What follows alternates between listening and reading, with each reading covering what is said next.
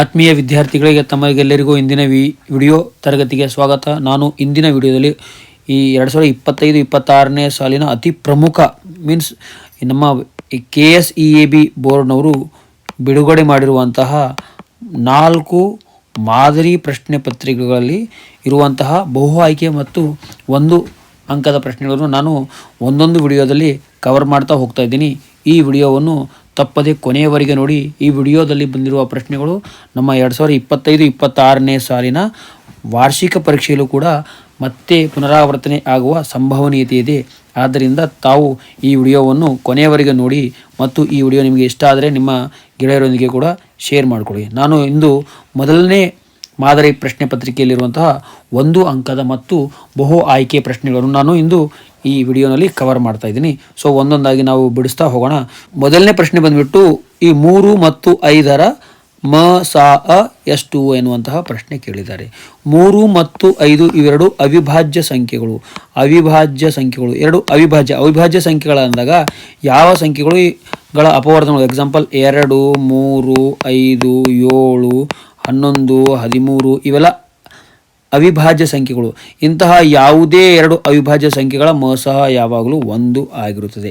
ಏಕೆಂದರೆ ಇದು ಯಾವುದೇ ಮಗ್ಗಿಗಳಲ್ಲಿ ಬರುವುದಿಲ್ಲ. ಈ ಸಂಖ್ಯೆಗಳು 1 ಮತ್ತು ಅದೇ ಸಂಖ್ಯೆ ಅನ್ನು ಹೊರತುಪಡಿಸಿ ಬೇರೆ ಯಾವುದೇ ಮಗ್ಗಿಯಲ್ಲಿ ಬರುವುದಿಲ್ಲ. ಅಂದರೆ ಇವು 2 ಮಾತ್ರ ಅಪವರ್ತನಗಳು ಹೊಂದಿವೆ. ಇಲ್ಲಿ ನೆಕ್ಸ್ಟ್ ಪ್ರಶ್ನೆ ಬಂದುಬಿಟ್ಟು ಈ ಚಿತ್ರದಲ್ಲಿ ಪಿ ಆಫ್ ಎಕ್ಸ್ ಬಹುಪದೋಕ್ತಿಯ ಶೂನ್ಯತೆಗಳ ಸಂಖ್ಯೆ ಎಷ್ಟು ಅಂದಾಗ ಇಲ್ಲಿ ಎಕ್ಸ್ ಅಕ್ಷ ಇದೆ. ಇಲ್ಲಿ ಎಕ್ಸ್ ಅಕ್ಷೆಯು ಈ ಗ್ರಾಫನ್ನು ಎಷ್ಟು ಬಿಂದುಗಳಲ್ಲಿ ಛೇದಿಸುತ್ತಿದೆ ಅನ್ನೋದು ನಾವು ಕಂಡುಹಿಡಿಯಬೇಕಾಗಿದೆ. ಸೊ ಇಲ್ಲಿ ಎಕ್ಸ್ ಅಕ್ಷೆಯನ್ನು ನೋಡಿದಾಗ ಏನಾಗಿದೆ ಅಂದಾಗ ಇಲ್ಲಿ ಎಕ್ಸ್ ಅಕ್ಷೆ, ಈ ಎಕ್ಸ್ ಅಕ್ಷೆಯು ಈ ಗ್ರಾಫನ್ನು 1, 2, ಇಲ್ಲಿ 3. ಸೊ 1, 2, 3, 4 ಈ 4 ಬಿಂದುಗಳಲ್ಲಿ ಈ ಗ್ರಾಫ್ ಕತ್ತರಿಸುತ್ತಿದೆ. ಆದ್ದರಿಂದ ಇದರ ಶೂನ್ಯತೆಗಳ ಸಂಖ್ಯೆ ಎಷ್ಟು? 4 ಅಂತ ಹೇಳಿ ನಾವು ಟಿಕ್ ಮಾಡಬಹುದು. ಸೊ ನೆಕ್ಸ್ಟ್ ಪ್ರಶ್ನೆ ಬಂದುಬಿಟ್ಟು ಇಲ್ಲಿ a1x b1y c1 plus =0, a2x b2y plus c2 0. ಈ ರೇಖಾತ್ಮಕ ಸಮೀಕರಣಗಳ ಜೋಡಿಗಳು ಅನನ್ಯ ಪರಿಹಾರ ಹೊಂದಿದ್ದರೆ ಇದು ಸಮವಲ್ಲ. a1/a2 ಸಮವಲ್ಲ b1/b2 ಆಗುತ್ತದೆ. ಓಕೆನಾ. ಸೊ ನೆಕ್ಸ್ಟ್ ಪ್ರಶ್ನೆ ಬಂದುಬಿಟ್ಟು ಇಲ್ಲಿ ಯಾವುದು ಸಮಾಂತರ ಶ್ರೇಣಿ ಆಗಿದೆ. ಇಲ್ಲಿ ಸಮಾಂತರ ಶ್ರೇಣಿಯನ್ನು ಕಂಡುಹಿಡಿಯಬೇಕಾದ್ರೆ ಈ 2ರಲ್ಲಿ 1 ಕಳೆದಾಗ ಎಷ್ಟು ಬರುತ್ತೆ? 1 ಬರುತ್ತೆ. ಅದೇ ರೀತಿ 4ರಲ್ಲಿ 2 ಕಳೆದಾಗ 2. ಈ ರೀತಿ 2 ಕಳೆದಾಗ ಬೇರೆ ಬೇರೆ ಸಂಖ್ಯೆಗಳು ಬಂದಾಗ ಅವುಗಳನ್ನು ನಾವು ಸಮಾಂತರ ಶ್ರೇಣಿ ಆಗಿರುವುದಿಲ್ಲ ಅಂತ ಹೇಳಿ ಕರಿತೀವಿ. ಸಮಾಂತರ ಶ್ರೇಣಿ ಆಗಿರುವುದಿಲ್ಲ. ಅದೇ ರೀತಿ 4ರಲ್ಲಿ ಎಷ್ಟು? ಈ 4ರಲ್ಲಿ 1 ಕಳೆದಾಗ 3 ಬರುತ್ತದೆ. 9ರಲ್ಲಿ 4 ಕಳೆದಾಗ 5. ಸೊ ಇದು ಕೂಡ ಸಮಾಂತರ ಶ್ರೇಣಿ ಅಲ್ಲ. ನೆಕ್ಸ್ಟು ಈ 7ರಲ್ಲಿ 3 ಕಳೆದಾಗ ಎಷ್ಟು ಬರುತ್ತದೆ ಅಂದಾಗ 4. ಅದೇ ರೀತಿ 10ರಲ್ಲಿ 7 ಕಳೆದಾಗ ಎಷ್ಟು? 3. ಸೊ ಇಲ್ಲಿ ಬೇರೆ ಬೇರೆ ಸಂಖ್ಯೆಗಳು ಬಂದಾಗ ಇದನ್ನು ಕೂಡ ಸಮಾಂತರ ಶ್ರೇಣಿ ಅಲ್ಲ. ಸೊ ಇಲ್ಲಿ 9ರಲ್ಲಿ 5 ಕಳೆದಾಗ ಎಷ್ಟು ಬರುತ್ತೆ? 4. 13ರಲ್ಲಿ 9 ಕಳೆದಾಗ ಎಷ್ಟು? 4. 17ರಲ್ಲಿ 13 ಕಳೆದಾಗ ಎಷ್ಟು? 4. ಸೊ ಎಲ್ಲ ಜಾಗ ಈ ವ್ಯತ್ಯಾಸ ಸಮನಾಗಿದ್ದಾಗ ಅದನ್ನು ನಾವು ಸಮಾಂತರ ಶ್ರೇಣಿ ಅಂತೇಳಿ ಕರಿತೀವಿ. ಸೊ ನೆಕ್ಸ್ಟ್ ಇಲ್ಲಿ ಕೊಟ್ಟಿರುವ ಆವೃತ್ತಿ ವಿತರಣಾ ಪಟ್ಟಿಯಲ್ಲಿ ಮಧ್ಯಂಕವಿರುವ ವರ್ಗಾಂತರ ಯಾವುದು? ಮಧ್ಯಂಕ ಅಂದರೆ ಮಧ್ಯದಲ್ಲಿ ಬರುವ ಸಂಖ್ಯೆ. ಇಲ್ಲಿ ಒಟ್ಟು ಇರುವ ಸಂಖ್ಯೆಗಳು 20. 20ರಲ್ಲಿ ಮಧ್ಯದಲ್ಲಿ ಬರೋದು 10. ಸೊ 10 ಅಂದಾಗ ನಾವು ಯಾವುದರಲ್ಲಿ ಬರುತ್ತೆ? ಈ 14ಕ್ಕಿಂತ ಮುಂಚೆ ಬರುತ್ತೆ. 10 14ಕ್ಕಿಂತ ಮುಂಚೆ ಬರುತ್ತೆ. 7ಕ್ಕಿಂತ ಮುಂಚೆ ಬರಲ್ಲ, 3ಕ್ಕಿಂತ ಮುಂಚೆ ಬರಲ್ಲ. ಅದರಿಂದ 14ಕ್ಕಿಂತ ಮುಂಚೆ ಬರೋದ್ರಿಂದ ಇದು ಮಧ್ಯಂಕವಿರುವ ವರ್ಗಾಂತರ 20ರಿಂದ 30. ಸೊ ಅದರಿಂದ ಯಾವ ಉತ್ತರ ಸರಿಯಾಗಿದೆ? ಸೊ ಸಿ ಉತ್ತರ ಸರಿಯಾಗಿದೆ. ಸೊ ನೆಕ್ಸ್ಟ್ ಪ್ರಶ್ನೆ ಏನಾಗಿದೆ? cot θ = 3 tan θ. ಸೊ ಇಲ್ಲಿ cot a, ಇಲ್ಲಿ ನಾವೇನು ಮಾಡೋಣ? cot a = 3 tan a ಇದೆ. ಏನಿದೆ? 3 ಇಂಟು ಟ್ಯಾನ್ ಅನ್ನು ನಾವು 1/cot ಅಂತೇಳಿ ಬರ್ಬೋದು. 1/cot a. ಸೊ ಈ cot a ಅನ್ನು ಆ ಕಡೆ ತೆಗೆದುಕೊಂಡು ಹೋದಾಗ ಏನಾಗುತ್ತೆ? cot a into cot a ಅಂದರೆ ಏನರ್ಥ? cot a whole square, cot a square ಆಗುತ್ತೆ.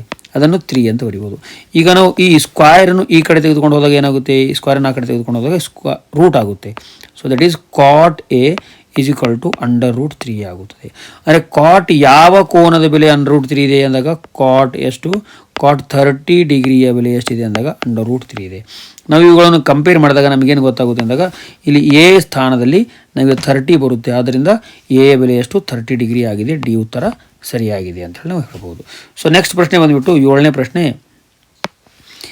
ಈ P-4 -5 ಬಿಂದುವಿನಿಂದ ಲಂಬವಾಗಿ ಎಳೆದ ರೇಖೆಯು ಎಕ್ಸ್ ಅಕ್ಷೆಯನ್ನು ಕ್ಯೂ ಬಿಂದುವಿನಲ್ಲಿ ಛೇದಿಸುತ್ತದೆ. ಇಲ್ಲಿ ನಾವು ಗ್ರಾಫನ್ನು ನೋಡಿದಾಗ ಇಲ್ಲಿ ಗ್ರಾಫ್ ಯಾವ ರೀತಿನೋ ಈ ರೀತಿಯಲ್ಲಿ ಡ್ರಾ ಮಾಡ್ತೀವಿ.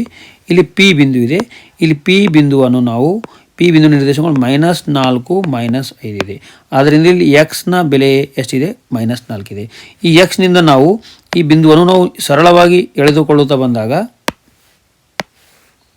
ಸೊ ಇಲ್ಲಿಂದ ನಾವು ಈ ರೀತಿ ಎಳೆದುಕೊಂಡು ಬಂದು ಈ ಬಿಂದುವನ್ನು ಕ್ಯೂ ಬಿಂದು ಎಂದು ಗುರುತಿಸಿದಾಗ ಇಲ್ಲಿ ಕ್ಯೂನ ನಿರ್ದೇಶಾಂಕ ಏನಾಗಿರುತ್ತೆ ಅಂದಾಗ -4, ವಾಯ್ನ ನಿರ್ದೇಶಾಂಕ 0 ಆಗಿರುತ್ತದೆ. ಎಕ್ಸ್ ಅಕ್ಷೆಯ ಮೇಲೆ ಇರುವಂತಹ ಬಿಂದುವಿನ ವಾಯ್ನ ನಿರ್ದೇಶಾಂಕ 0 ಆಗಿರುತ್ತದೆ. ಆದ್ದರಿಂದ ಇಲ್ಲಿ ಬಿ ಉತ್ತರ ಸರಿಯಾಗಿದೆ. ನೆಕ್ಸ್ಟ್ ಪ್ರಶ್ನೆ, 6 ಮತ್ತು -1 ಮೂಲಗಳನ್ನು ಹೊಂದಿರುವ ವರ್ಗ ಸಮೀಕರಣ ಯಾವುದು? ಮೂಲಗಳು ಅಥವಾ ಶೂನ್ಯತೆಗಳು ನಾವು ಕರಿತೀವಿ. ಇಲ್ಲಿ ಈ ರೀತಿ ಮಾಡ್ಬೋದು. α = 6, ಬೀಟಾ = -1 ಅಂತೇಳಿ ನಾವು ತಗೋಬೋದು.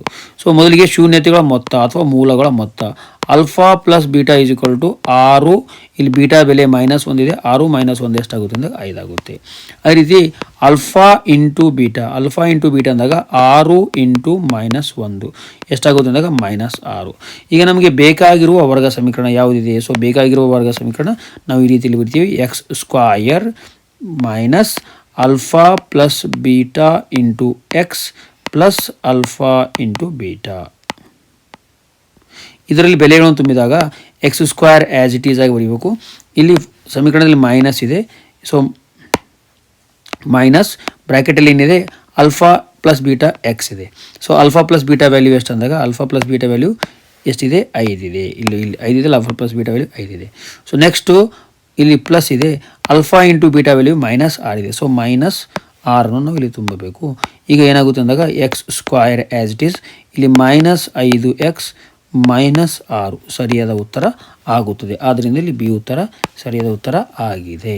ಸೊ ನೆಕ್ಸ್ಟ್ ಈಗ ನಾವು 1 ಅಂಕದ ಪ್ರಶ್ನೆಗಳನ್ನು ನೋಡೋಣ. ಎರಡು ಚರಾಕ್ಷರಗಳ ರೇಖಾತ್ಮಕ ಸಮೀಕರಣಗಳ ಜೋಡಿಯು ಅಸ್ಥಿರ ಜೋಡಿಗಳಾಗಿದ್ದರೆ ಅವು ಎಷ್ಟು ಪರಿಹಾರಗಳು ಹೊಂದಿರುತ್ತವೆ? ಅಸ್ಥಿರ ಅಂದಾಗ ಅವು ಸಮಾಂತರವಾಗಿರುತ್ತವೆ.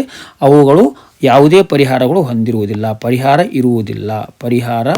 ಇರುವುದಿಲ್ಲ ಅಂತೇಳಿ ನಾವು ಬರೀಬೋದು. ಪರಿಹಾರ ಇರುವುದಿಲ್ಲ, ಯಾವುದೇ ಪರಿಹಾರ ಇರುವುದಿಲ್ಲ. ಏಕೆಂದರೆ ಅವು ಸಮಾನಾಂತರ ರೇಖೆಗಳಾಗ. ಅಸ್ಥಿರ ಮೀನ್ಸ್ ಅವು ಸಮಾನಾಂತರ. ಒಂದು ಗ್ರಾಫನ್ನು ಇಳಿಸಿದಾಗ ಅಲ್ಲಿ ಬರುವಂತಹ ರೇಖೆಗಳು ಸಮಾನಾಂತರವಾಗಿರುತ್ತವೆ. ಸಮಾನಾಂತರವಾಗಿದ್ದಾಗ ಅವುಗಳು ಯಾವುದೇ ಪರಿಹಾರವನ್ನು ಹೊಂದಿರುವುದಿಲ್ಲ. ಸೊ ನೆಕ್ಸ್ಟ್ ಪ್ರಶ್ನೆ ಬಂದುಬಿಟ್ಟು ಇಲ್ಲಿ ತ್ರಿಭುಜದಲ್ಲಿ ಇದು DEಯು ಸಮಾಂತರ BC ಇದೆ. ಇದರ ಅರ್ಥ ಈ ಕೋನ ಸಮನಾಗಿರುತ್ತೆ. ಏಕೆಂದರೆ ಸಮಾನಾಂತರ ರೇಖೆಗಳ ಅನುರೂಪ ಕೋನಗಳು ಸಮನಾಗಿರುತ್ತವೆ. ಆದ್ದರಿಂದ ನಾವೇನು ಬರೀಬೋದು ಅಂದರೆ ತ್ರಿಭುಜ ABC, ಇದು A ಇದೆ, ADE. ಈ ತ್ರಿಭುಜವು ಯಾವ ತ್ರಿಭುಜಕ್ಕಂದಾಗ ABC ತ್ರಿಭುಜಗೆ ಏನಾಗಿರುತ್ತೆ? ಸಮರೂಪಿಯಾಗಿರುತ್ತದೆ. ABC. ಏಕೆಂದರೆ ಇಲ್ಲಿ D ಕೋನ ಇಲ್ಲಿ B ಕೋನಕ್ಕೆ ಸಮನಾಗಿದೆ. ಇಲ್ಲಿ ಈ ಕೋನ ಏನಾಗಿದೆ? C ಕೋನಕ್ಕೆ ಸಮನಾಗಿದೆ. ಈ ಕೋನ ಸಮರೂಪದ ನಿರ್ಧಾರಕ ಪ್ರಕಾರ ಇವೆರಡು ತ್ರಿಭುಜಗಳು ಸಮರೂಪಿಯಾಗಿರುತ್ತವೆ.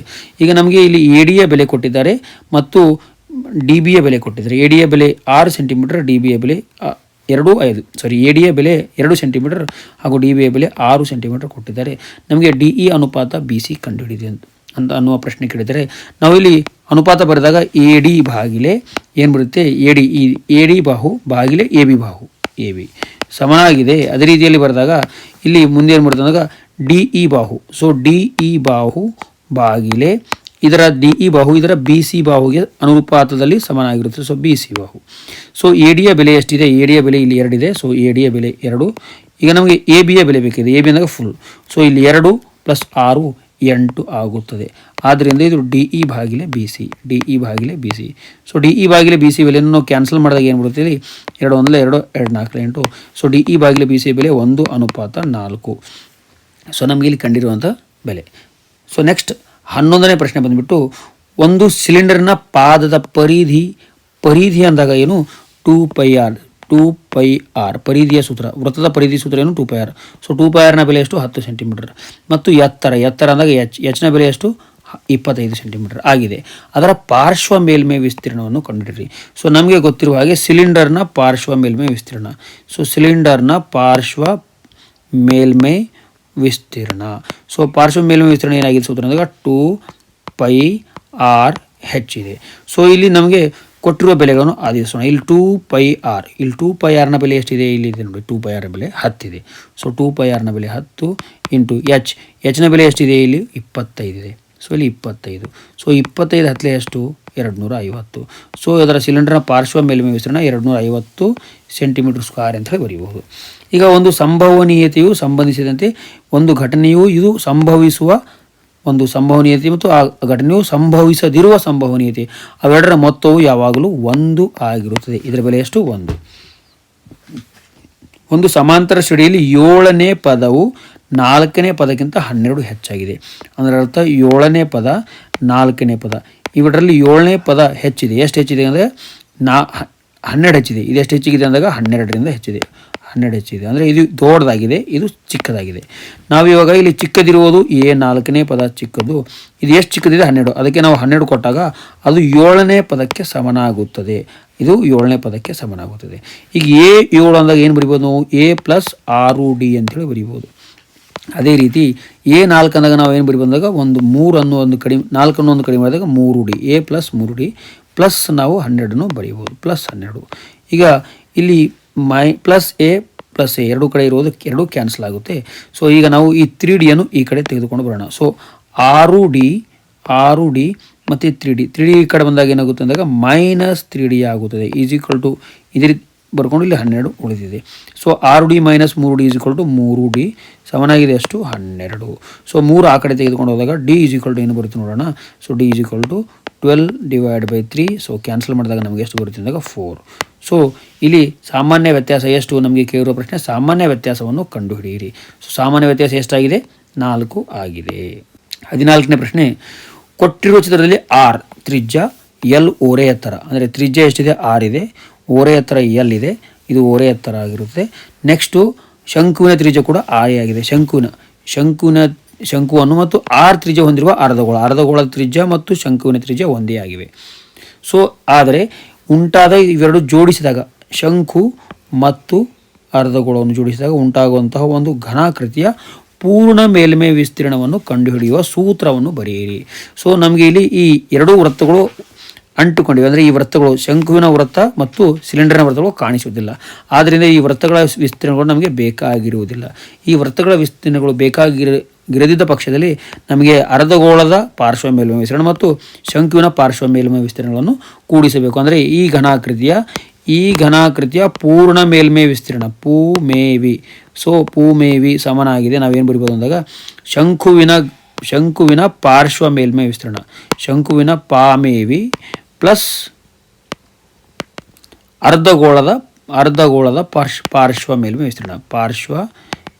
ವಿಸ್ತೀರ್ಣ. ಸೊ ಶಂಕುವಿನ ಪಾರ್ಶ್ವ ಮೇಲ್ಮೈ ವಿಸ್ತೀರ್ಣ ಏನು ಸೂತ್ರ? πr/l ಆಗಿದೆ.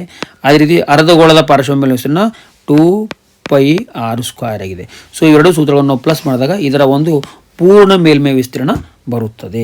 ಸೊ ನೆಕ್ಸ್ಟ್ 15ನೇ ಪ್ರಶ್ನೆ, ತ್ರಿಭುಜ ABC PQRಗಳು ಸಮರೂಪಿ ಆಗಿವೆ. BC ಮತ್ತು QRಗಳು ಅನುರೂಪ ಬಾಹುಗಳಾಗಿವೆ. ಕೋನ B, ನಾವಿಲ್ಲಿ ತ್ರಿಭುಜಗಳನ್ನು ನಾವು ಚಿತ್ರ ಮಾಡಿ ಇಳಿಸಿ ನಾವು ಇಲ್ಲಿ ಲೆಕ್ಕ ಮಾಡಬಹುದು. ಸೊ ಫಸ್ಟಿಗೆ ಏನು ಕೊಟ್ಟಿದ್ದಾರೆ ಪ್ರಶ್ನೆ ಅಂದಾಗ ತ್ರಿಭುಜ ABC. ಸೊ ಇಲ್ಲಿ ತ್ರಿಭುಜ ABC ಮತ್ತು ಮತ್ತೊಂದು ತ್ರಿಭುಜ ಏನು ಕೊಟ್ಟಿದ್ದಾರೆ? PQR. ಇವೆರಡು ತ್ರಿಭುಜಗಳು ಸಮರೂಪಿಯಾಗಿವೆ. ಸಮರೂಪಿ ಅಂದಾಗ ಇದರಲ್ಲಿನ ಎಲ್ಲ ಕೋನಗಳು ಎಲ್ಲ ಕೋನಗಳಿಗೆ ಸಮನಾಗಿರುತ್ತವೆ. ಇಲ್ಲಿ ನಮಗೆ ಕೊಟ್ಟಿರುವಂತಹ ಕೋನ B ಎಷ್ಟು? 80 ಡಿಗ್ರಿ. ಸೊ ಕೋನ B 80 ಡಿಗ್ರಿ ಅಂದಾಗ ಕೋನ Q ಕೂಡ ಏನಾಗುತ್ತೆ? 80 ಡಿಗ್ರಿ. ಸೊ ಇದು ಕೂಡ 80 ಡಿಗ್ರಿ ಆಗುತ್ತದೆ. So 80 degree. ನೆಕ್ಸ್ಟ್ ಏನು? ಕೋನ C ಎಷ್ಟಿದೆ? 40 ಡಿಗ್ರಿ. ಸೊ ಕೋನ C ಇಲ್ಲಿದೆ. ಕೋನ C 40 ಡಿಗ್ರಿ ಅಂದಾಗ ಈ ಕೋನ R ಕೂಡ 40 ಡಿಗ್ರಿ ಆಗುತ್ತದೆ. ನಮಗೆ ಕೇಳಿರೋ ಪ್ರಶ್ನೆ ಕೋನ P ಅನ್ನು ಕಂಡುಹಿಡಿಯಿರಿ. ಸೊ ಇಲ್ಲಿ ನಾವು ಒಂದು ತ್ರಿಭುಜದ 3 ಕೋನಗಳು ಮತ್ತು 180 ಡಿಗ್ರಿ ಆಗುತ್ತದೆ. ಆ 180ರಲ್ಲಿ ನಾವು 180ರಲ್ಲಿ ಈ ಎರಡು ಕೋನಗಳನ್ನು ಪ್ಲಸ್ ಮಾಡಿದಾಗ ಇಲ್ಲಿ 80 + 40 120 ಮೈನಸ್ ಮಾಡಿದಾಗ ಕೋನ P ಯ ಬೆಲೆ ಬರುತ್ತದೆ. ಸೊ ಕೋನ P ಯ ಬೆಲೆ ಎಷ್ಟು? 60 ಡಿಗ್ರಿ. ಆದ್ದರಿಂದ ಕೋನ P = 60 ಡಿಗ್ರಿ ಅಂತೇಳಿ ಬರೀಬಹುದು. ನೆಕ್ಸ್ಟ್ ಪ್ರಶ್ನೆ, ಇಲ್ಲಿ P of x = x² + 3x + k. ಈ ಬಹುಪದೋಕ್ತಿಯ ಶೂನ್ಯತೆಗಳು ಪರಸ್ಪರ ವ್ಯುತ್ಕ್ರಮಗಳಾದರೆ k ನ ಬೆಲೆಯನ್ನು ಕಂಡುಹಿಡಿಯಿರಿ. ವ್ಯುತ್ಕ್ರಮಗಳು ಅಂದಾಗ ಒಂದು ಶೂನ್ಯತೆ ಆಲ್ಫಾ, ಇನ್ನೊಂದು ಶೂನ್ಯತೆ ಅದರ 1/α ಆಗುತ್ತೆ ಅಂತ ಅರ್ಥ. ಅದರ ಅರ್ಥ ಆಲ್ಫಾ ಬೆಲೆ ಆಲ್ಫಾ ಆಗಿದೆ ಮತ್ತು ಬೀಟಾ ಬೆಲೆ ಏನಾಗಿದೆ? 1/α ಆಗಿದೆ ಅಂತ ಅರ್ಥ. ಶೂನ್ಯತೆಗಳು ಪರಸ್ಪರ ವ್ಯುತ್ಕ್ರಮಗಳಾಗಿವೆ. ವ್ಯುತ್ಕ್ರಮಗಳಂದಾಗ ಆಲ್ಫಾ ಇದ್ದಾಗ ಅದನ್ನು ಉಲ್ಟಾ ಮಾಡಿದಾಗ 1/α ಆಗುತ್ತೆ. ಇದರ ಉತ್ಕ್ರಮ ಎಷ್ಟಾಗುತ್ತೆ? 1/α ಆಗುತ್ತೆ. ಆದ್ದರಿಂದ ಒಂದು ಶೂನ್ಯತೆ ಆಲ್ಫಾ ಆದರೆ ಇನ್ನೊಂದು ಶೂನ್ಯತೆ 1/α ಆಗುತ್ತೆ. ಸೊ ನಮ್ಗೇನು ಮಾಡಬೇಕು? ಈಗ ಕೆ ನ ಬೆಲೆಯನ್ನು ಕಂಡುಹಿಡಬೇಕು.